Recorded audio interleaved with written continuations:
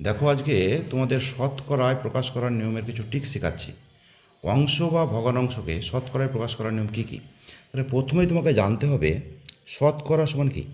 শতকরা শতকরা মানে হচ্ছে 100।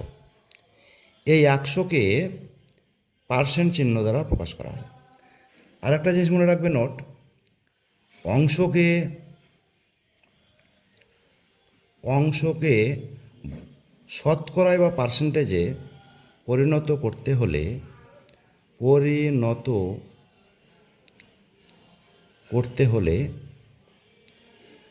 ভগ্নাংশের উপরে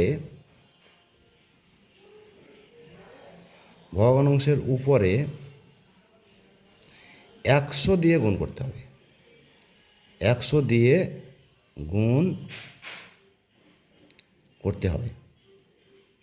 তাহলে কি বললাম, শতকরা সমান 100, 100কেই পার্সেন্ট চিহ্ন দ্বারা প্রকাশ করা হয়। এবার বলছে অংশকে পার্সেন্টে পরিণত করতে হলে ভগ্নাংশের উপরে 100 দিয়ে গুণ করতে হবে। আমি দেখো উদাহরণ দিচ্ছি, বলছে 1/12 অংশ কত শতাংশ।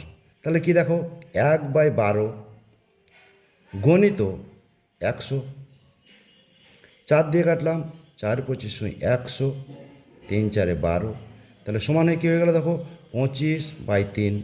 এটাকে পূর্ণ ভেঙে দাও, সমান 8 পূর্ণ 1/3%। আর একটা উদাহরণ দিচ্ছি, দেখো 3/4।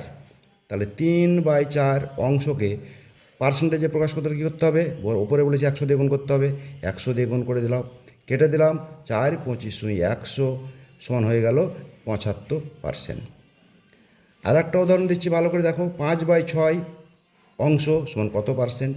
তাহলে দেখো 5/6 ইন্টু 100, 2 দিয়ে কেটে দিলাম, 50 দুগুণে 100, 3 দুগুণে 6, তাহলে কত হলো, 250/3।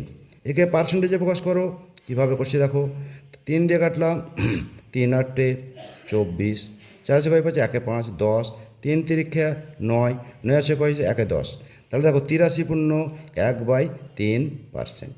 আর একটা দেখো 11/25 অংশ সমান কত পার্সেন্ট। তাহলে কী লিখলাম, 11/25 ইন্টু 100, কেটে দিলাম, 4 25 100 সমান হয়ে গেল 44%।